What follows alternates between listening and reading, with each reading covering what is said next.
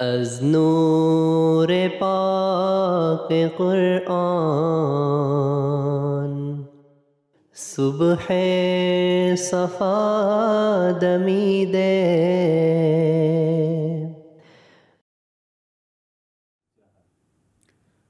Assalamualaikum warahmatullahi wabarakatuh. Para pemirsa MTA dimanapun Anda berada, senang bisa menyapa Anda kembali dalam program Lafaz Al-Masih. Sebuah program yang akan membahas sabda, nasihat, dan juga fatwa dari pendiri Jemaat Ahmadiyah, Hazrat Masih Maud Mirza Ghulam Ahmad alaihi salam tentang berbagai topik yang terangkum dalam kitab Malfuzat. Bersama saya, Harpan Ahmad, dan juga narasumber kita, Maulana Dili Sadili Fadal Ahmad. Dalam 25 menit ke depan, kita akan membahas satu topik tentang Al-Quran sebagai petunjuk yang paling sempurna. Nah, seperti biasa, sebelum kita masuki pada bahasan kita kali ini, terlebih dahulu kita akan menyapa narasumber kita. Assalamualaikum Pak Dili, bagaimana kabar Pak? Waalaikumsalam, alhamdulillah sehat. Alhamdulillah sehat. Ya Pak, topik kita pada kesempatan kali ini adalah tentang Al-Quran, ya, sebagai petunjuk yang paling sempurna. Ya. Nah, terkait dengan hal ini, Al-Quran sendiri kita ketahui ya, telah memberikan pernyataan yang demikian terang ya, tentang posisi daripada Al-Quran itu sendiri, ya, di mana Allah Subhanahu wa Ta'ala menyatakan, Inna hadzal Qur'ana yahdi lillati hiya aqwam, ya, bahwa sesungguhnya Al-Quran ini memberi petunjuk kepada jalan yang lurus. Di dalam ayat lain bahkan Allah Subhanahu wa Ta'ala berfirman, wa may yabtaghi ghaira islami dina fala yuqbala minhu, ya, bahwa barang siapa yang mencari agama selain Islam, maka tidak akan diterima darinya. Nah, tentu setiap orang mungkin tidak setuju dengan pernyataan ini, ya, khususnya mungkin orang-orang yang di luar Islam. Nah, sehingga perlu ya pembuktian. Nah, terkait dengan pembuktian tersebut, maka pemirsa mungkin perlu penjelasan ya, dan mereka ingin mengetahui bagaimana penjelasan dari Hazrat Masih Maud alaihi salatu wassalam tentang pembuktian ini.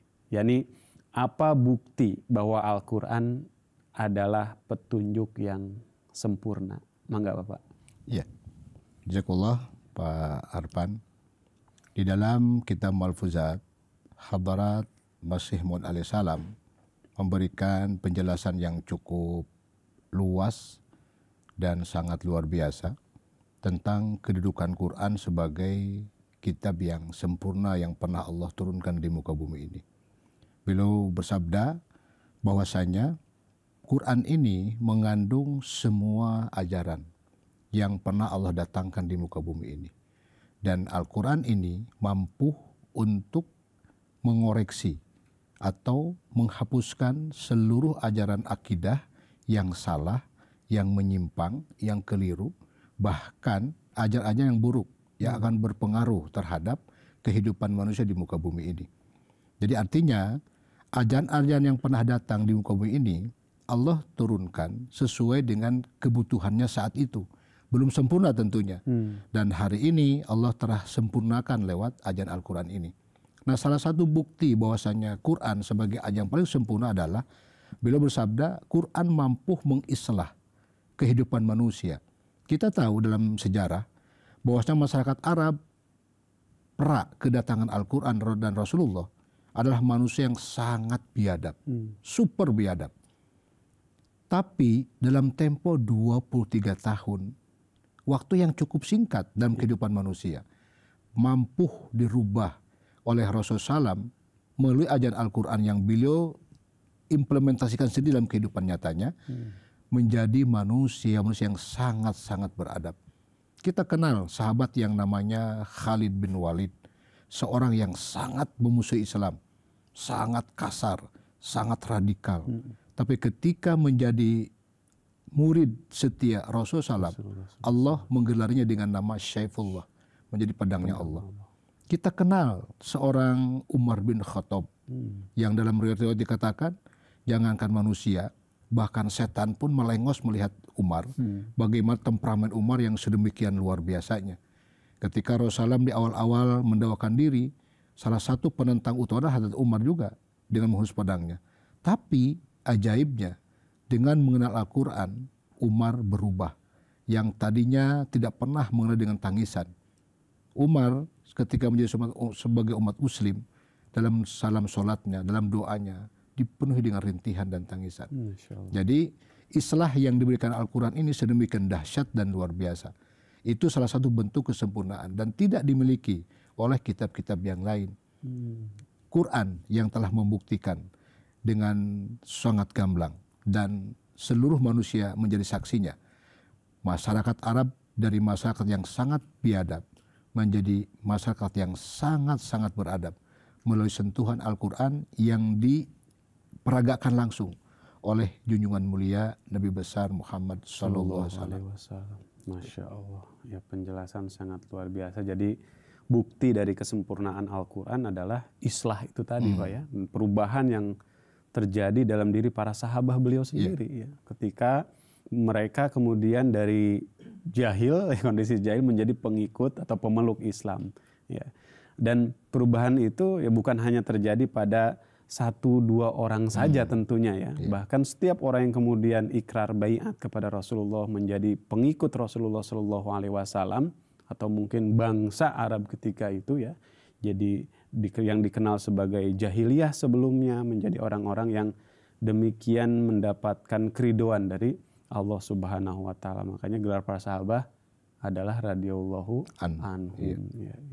Namun Maulana, argumen tersebut ya bisa menimbulkan pertanyaan lanjutan ya, bahwa perubahan itu terjadi semata-mata karena pengaruh Al-Quran ya, atau karena pengaruh Rasulullah Shallallahu Alaihi Wasallam juga sebagai tauladan yang sempurna. Mengingat Allah Subhanahu Wa Taala sendiri berfirman, laqad kana lakum fi Rasulillahi uswatun hasanah. Nah, bagaimana sebetulnya lebih dominan Al-Quran yang mempengaruhi para sahabat ketika itu atau memang Rasulullah, atau bagaimana penjelasan terkait dengan hal ini? Jadi kalau hadrat masih memandangnya seperti ini, justru manusia yang mampu mengimplementasikan seluruh ayat Al-Quran di dunia ini adalah junjungan mulia Nabi besar Muhammad SAW. Jadi maksudnya begini, perilaku Rasul yang sedemikian luar biasa ini, yang dikatakan oleh Allah Ta'ala, innaka la khuluqil azim, engkau Muhammad pemilik akhlak yang paling sempurna, itu justru karena apa? Beliau mencelupkan dirinya, jadi fana fil kitab, fana fil firma. Jadi beliau itu menyelupkan seluruh jiwanya dengan ajaran Al-Quran ini. Sehingga bahasa Masih Wasallam kepada kita hari ini, jadi bagi siapapun di antara kalian yang hari ini beriman kepada saya, amalkan Al-Quran. Quran mampu mengubah kalian dalam tempo 1 hari menjadi orang-orang yang muttaqi di sisi Allah Subhanahu Wa Taala. Dengan cara apa? Sempurna melaksanakan seluruh titah-titah yang tertuliskan di dalam Al-Quran. Jadi itu linier, maksudnya teladan Rasul adalah sebagai peragaknya, tapi Rasul bisa memperagakan semacam itu karena Rasulullah SAW itu tadi mencelupkan seluruh jiwa raganya kepada ajaran ini. Karena Al-Quran telah menjelma di dalam diri Rasulullah SAW. Seluruhnya. Bahasa Hadrat Siti Aisyah kan ketika ditanya, apakah bagaimanakah akhlak Rasulullah SAW? Al-Quran. Jadi akhlak Rasul itu adalah akhlaknya Al-Quran. Jadi artinya kita hari ini sebagai pengikutnya, kalau kita ingin menyaksikan orang-orang yang sempurna melaksanakan Al-Quran, maka contoh Rasulullah SAW bersikap terhadap Al-Quran. Gitu. Jadi dua-duanya, Quran dan Rasulullah SAW. Justru Rasulullah SAW itu bisa seperti itu karena beliau membaca buku panduannya. Nah, buku panduan ini dibaca dan diamalkan dalam kehidupan nyata, maka itulah wujudnya. Jadi kasarnya gini, Quran yang mewujud itu adalah Rasulullah. Ayat-ayat Quran yang 6.000 sekian ayat itu telah mewujud dan telah diperagakan langsung oleh diri dan wujud Rasulullah SAW. Gitu. Demikian sempurnanya sehingga apa?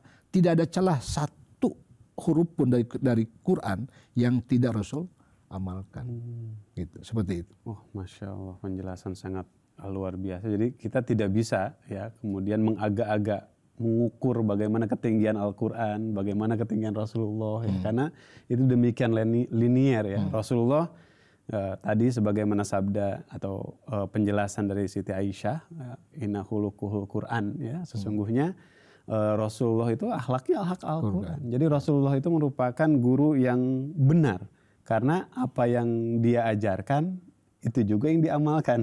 Beliau mengajarkan Al-Quran dan apa yang beliau ajarkan adalah tidak lain daripada Al-Quran itu sendiri. Masya Allah. Jazakumullah sanal jaza untuk penjelasannya Maulana. Selanjutnya adalah mungkin kita melihat sekarang itu suatu fakta lain ya terkait dengan pembuktian Al-Quran ini. Jadi seiring dengan berjalannya waktu kita melihat ya banyak umat Islam yang kemudian berjalan malah di luar petunjuk Al-Quran. Ya. Bahkan hukum-hukum Al-Quran secara zahir seolah-olah kalah pamor ya oleh hukum-hukum dunia. Sebagai contoh misalkan Al-Quran melarang riba. Ya. Namun sistem ekonomi dunia saat ini ya, termasuk di negara-negara yang masyarakatnya mayoritas Islam itu berlandaskan kepada riba. Ya. Yang pada akhirnya mau tidak mau ya umat Islam kemudian mengikuti sistem ini, sistem riba ini. Makanya perbankan ya bank-bank yang konvensional menggunakan sistem riba ini dan umat Islam juga tentu memakai itu. Kemudian contoh lainnya adalah pardah. Ya. Islam menekankan masalah pardah, namun karena tren hidup zaman sekarang banyak wanita Muslim yang kemudian meninggalkan pardah dan bahkan menganggap pardah itu sebagai tradisi belaka. Nah, dalam kondisi demikian, ya, dapatkah fenomena tersebut dianggap sebagai membatalkan kesempurnaan Al-Quran? Dan kemudian bagaimana sikap yang seharusnya ditunjukkan oleh seorang mukmin? Mangga, Maulana. Ya, Hadrat Imam alaihis salam begitu gamblang di dalam Al-Quran, di dalam Al-Fujat menjelaskan. Jadi hakikatnya begini. Al-Quran salah satu jalan hidup bagi orang-orang beriman. Jadi ketika orang tidak memakai jalan ini, pasti dia akan hidup seperti hidup di hutan belantara. Bahasa Quran sendiri, di mana Allah berfirman kepada Rasulullah SAW kan, Ya Rabbi inna qaumi takhadhu hadzal Qur'ana mahzura. Jadi sejatinya kenapa fenomena ini muncul? Karena mereka telah menjadikan Quran sebagai barang yang sudah ditinggalkan. Sejatinya itu. Jadi ketika orang memakai Quran, tidak akan mungkin. Jadi analogi yang paling mudah begini. Dalam sebuah apel itu terkandung nutrisi yang sangat luar biasa bagi kesehatan tubuh. Misalnya ketika kita makan, kenapa tidak berpengaruh pada tubuh kita? Tentu bukan nutrisi di apelnya yang hilang, bukan. Bukan apel yang tidak bermanfaat, bukan. Tetapi kondisi orang yang makan apelnya yang sedang bermasalah. Sama dengan orang yang mengaku pengetuk Quran, tapi kelihatannya hari ini orang jadi bahan kritikan. Itu orang-orang Islam loh, yang tidak pakai fardah, makan uang riba. Ya sejatinya tadi karena mereka memang menjauh dari Quran. Bahasa Allahnya ketika Allah mendeklarasikan, aku dekat dengan kamu. Sedekat apa Allah dengan manusia? Sedekat urat nadi leher kamu. Cuman sayang kata Allah, lahum tanawasu mim makanin ba'id. Kamu menjauh dari saya. Ya bukan saya yang salah, bukan. Bukan saya yang tidak dekat, bukan. Tapi kamu menjauh dari saya. Sama seperti ini. Ketika kita mau masuk rumah sakit dengan harapan ingin sembuh. Kalau hanya masuk rumah sakit, numpang tidur dan makan, tapi tidak meminum obat yang telah dianjurkan oleh dokternya, ya tadi hasilnya ya seperti itu. Dia hanya buang waktu dan buang kekayaannya. Nah umat Islam hari ini telah meninggalkan Quran seperti yang digambar oleh Al-Quran tadi. Maka keadaannya hari ini kita saksikan. Seandainya semua kita komitmen bahwasanya Quran adalah ajaran yang paling sempurna dan telah dibukti nyatakan sejarah kita 14 abad yang lalu ada sebuah komunitas manusia di bangsa Arab yang terkenal dengan kebiadabannya bisa dirubah dalam tempo yang sesingkat-singkatnya ketika mereka menyentuh barang ini. dan mengikuti alat peraganya junjungan mulia Nabi besar Muhammad SAW. Ini sepanjang masa tidak akan ada kadaluarsa.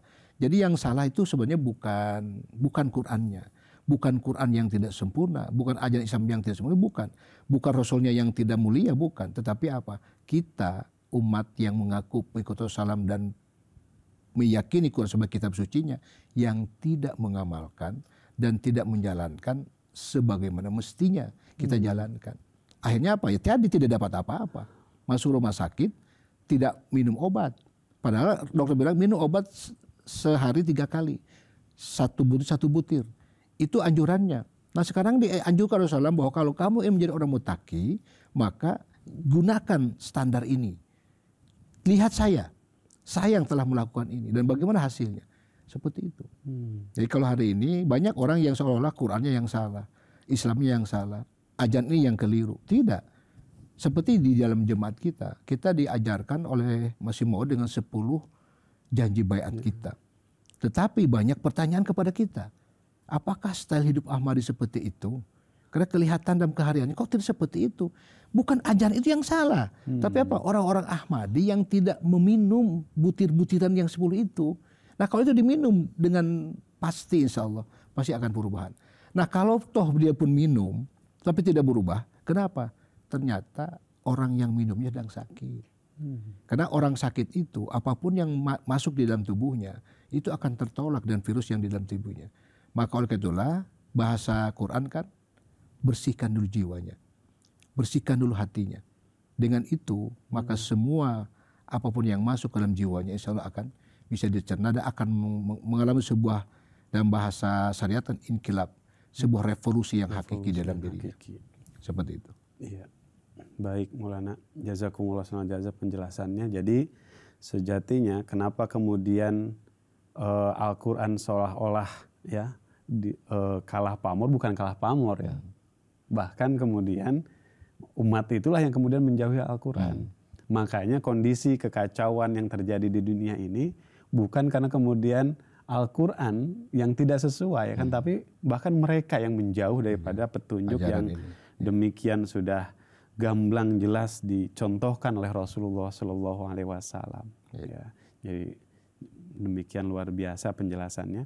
Baik Maulana, hal lain yang juga patut diberikan penjelasan ya adalah seiring dengan berjalannya waktu ya, yang membawa kita semakin jauh dari masa kecemerlangan Islam itu sendiri. Ya. Kemudian fenomena-fenomena baru yang mulai muncul bersama dengan permasalahan-permasalahannya yang semakin kompleks. Ya. Nah, dalam kondisi demikian, bagaimana kemudian Al-Quran bisa menyelaraskan hukumnya agar selalu sesuai dengan zaman? Ya. Bagaimana sistematika Tuhan berproses atau bagaimana sistematika Tuhan berproses atas perubahan zaman yang tidak bisa dibendung ya, tentu kemajuan-kemajuan, hal-hal baru yang kemudian ditemukan. Bagaimana Al-Quran bisa menyelaraskan itu? Enggak, Oke. Hadrat Imam Salam memberikan penjelasan bahwasanya Al-Quran ini selalu update. Dulu, sekarang, dan yang akan datang. Jadi bukan zaman, bukan Quran yang akan menyesuaikan zaman. Tetapi zaman itu sendiri yang akan menyesuaikan dengan Quran. Karena Quran sudah didesain sedemikian rupa oleh Allah SWT dari awal sampai akhirnya akan seperti inilah keadaan manusia. Jadi sebenarnya bukan Quran menyesuaikan zaman, tapi zaman ini akan menyesuaikan sesuai dengan apa yang difirman dalam Al-Quran. Cuman orang salah persepsi tentang hal itu. Jadi sejatinya Quran itu akan senantiasa update. Kapanpun, dimanapun, seperti apapun. Dia akan selalu update. Nah supaya ini terpelihara, maka tadi saya katakan di episode-episode yang lalu saya menjelaskan bahwasanya ketika Quran diturunkan, dia tidak akan bisa sendirian. Dia itu sebuah kitab petunjuk. Itu bisa teraktualisasikan apabila ada wujud yang bisa mencontohkannya, itu peraganya. Maka Quran ini akan selalu update ketika Allah mendatangkan para utusannya. Hari ini kita misalnya tentang Quran cerita tentang jamaah. Quran cerita tentang komunitas. Itu selalu Allah Ta'ala menggandingkannya dengan teladan itu. Dulu Rasulullah SAW yang menjadi teladannya. Setelah beliau tidak ada, Khalifah Rasyidin penampilnya. Setelah itu Rasul mengatakan, Quran tidak akan pernah ditinggalkan sendirian. Selama bumi dan langit ini ada, Quran akan terus update. Kenapa? Quran akan terus diaktualisasikan oleh para penjaganya, para harisnya, para petaninya yang akan mengembalakan ini, yakni para utusan Tuhan. Nah, yang saya disayangkan itu umat Islam hari ini menafikan hal ini. Kita butuh contoh hari ini, kita butuh teladan. Karena Quran tidak bisa tampilkan sendiri, maka ketika kita berdialog dengan orang di luar tentang imamah, siapa imam kita nanti? Mereka katakan Quran. Nah, kalau Quran sebagai imam, kalau begitu kan taruh aja di mimbar dia. Bisakah dia berbuat sesuatu? Ini kitab, ini petunjuk. Petunjuk itu mesti diaktualisasikan oleh orang yang diberikan amanat. Maka cara Allah Ta'ala untuk memelihara agar Quran terus update, itu sesuai dengan keadaan manusia saat ini, maka Allah akan mengutus sesuai dengan Quran. Di Quran sendiri mengatakan, likulli umatin rasulin, walikuli kaumin hadid. Tiap-tiap kaum akan terus ada juru petunjuknya. Setiap umat, kapan umat datang? Setiap umat ada, kapanpun, pasti likuli umatin rasulin. Itu Quran membahas seperti itu. Artinya apa? Untuk mengupdate agar Quran terus sesuai dengan kebutuhan zaman di mana manusia berada pada saat itu. Nah, kalau manusia tidak ada, kalau misalnya tidak ada contoh itu, terus bagaimana caranya Quran menyesuaikan kan? Makanya Allah sudah dari 14 abad yang lalu sudah mengingatkan likuli umatin rasulin. Setiap umat, bagi setiap umat pasti ada seorang utusannya. Nah, ini yang orang nafikan hari ini, makanya seperti ini keadaannya. Gitu. Dan kalau orang ingin menyaksikan hari ini update-nya Quran tentang jamaah, tentang janji Allah tentang kemenangan, bahwasanya Islam akan menjadi eksis di dunia ini. Nah, bagaimana cara mengimplementasikan ayat mengatakan liyudhiru ala dini kulli, Islam akan menang di atas agama yang lain. Kira-kira gimana cara implementasinya? Hari ini kita menyaksikan dunia carut marut. Palestina dibantai habis oleh Israel. Dan tidak ada umat Islam yang eksis memberikan bantuan. Kenapa? Karena memang tidak berdaya. Tapi Hadrat Khalifah kita dengan pengaruh beliau, jemaat ada di seluruh dunia. Beliau pun bisa berpengaruh terhadap negara-negara yang punya kepentingan ini. Beliau cukup dengan menghimbau aja kan. Seperti itu. Nah, itu salah satunya bahwa Quran itu akan selalu update. Tidak akan kadaluarsa. Quran tidak akan ada expired. Tidak ada batas waktunya.